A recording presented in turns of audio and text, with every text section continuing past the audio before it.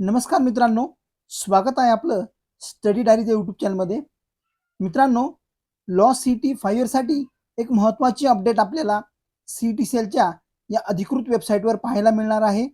आपण जर गुगलवर CETcell.mahacet.org या वेबसाईटवर आपण जर गेलात तर येथे आपल्याला होमपेजवर दिसणार आहे LLB 5 year CET result declare for LLB 5 year CET 2026 score card available in candidates log in.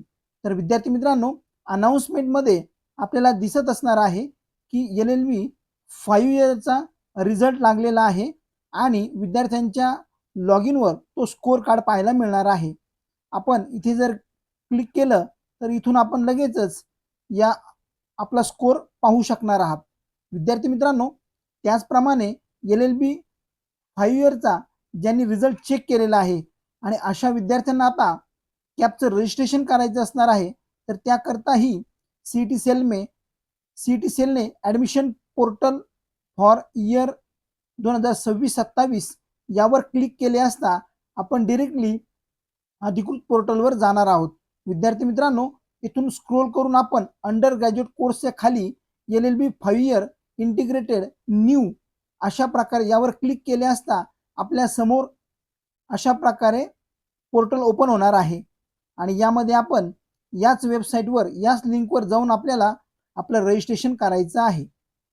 Website develop झालेली आहे, परंतु रजिस्ट्रेशन मात्र अजून स्टार्ट झालेले नाहीत. अशा प्रकारे आपण इथे पाहू शकता 16 जून 2026 SSC आणि HSC मल्टिपल अटेम्प्ट कन्व्हर्जन्स सर्टिफिकेटचा फॉर्मॅट इथे दिलेला आहे.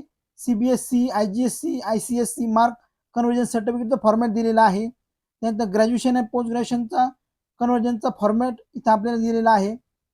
अशा प्रकारे विद्यार्थी मित्रांनो, तुम्ही जर लॉ CET 3 इयर आणि लॉ CET 5 ची तयारी करत असाल तर तुम्हाला आमच्या चॅनलला फॉलो करायचं आहे, सबस्क्राईब करायचं आहे, जेणेकरून तुम्हाला फॉर्म कुठे भरायचा, कशा प्रकारे भरायचा आणि फॉर्म भरत असताना तुम्हाला जर काही अडचण येत असतील तर त्या आम्ही या चॅनलवर सॉल्व्ह करणार आहोत. विद्यार्थी मित्रांनो, ही माहिती तुमच्या लॉ CETच्या मित्रापर्यंत नक्की शेअर करा. धन्यवाद.